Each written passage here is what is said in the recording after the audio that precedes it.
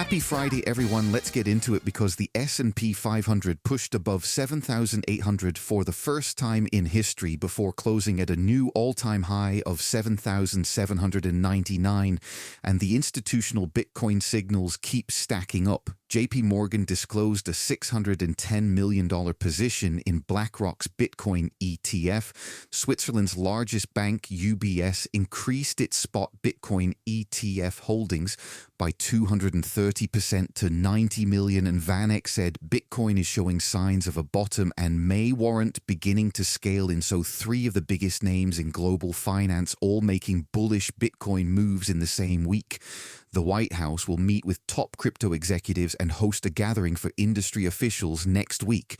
The CFTC will host a meeting on crypto's regulatory evolution on August 20th, and the SEC is set to vote on proposing regulation for crypto asset token issuance and sale, so the regulatory calendar for the rest of the month is packed.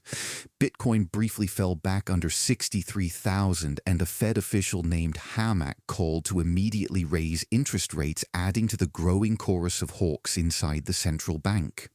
US PPI fell to 4.7% lower than expectations, which is another positive inflation signal, but the national debt increased over $3.7 trillion in 13 months amid ongoing large monthly deficits.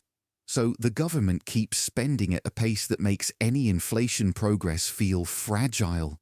The US accused over 40 countries, including Japan, Canada, and Mexico, of helping China illegally bypass tariffs, and Trump signed a memo allowing private companies to conduct government-directed cyber attacks, which is an unprecedented expansion of offensive cyber capabilities into the private sector.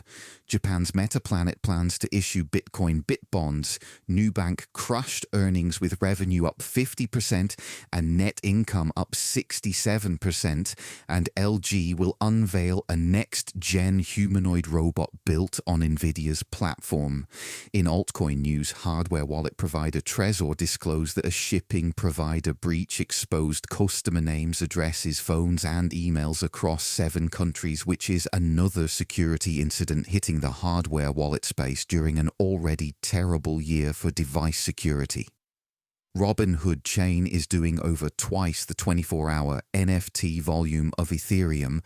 A trader placed a 1.42 million SpaceX short worth $202 million on Hyperliquid, and Lemon Launchpad dropped the first agentic NFTs, where each NFT has its own wallet and can trade, launch tokens, and buy stocks.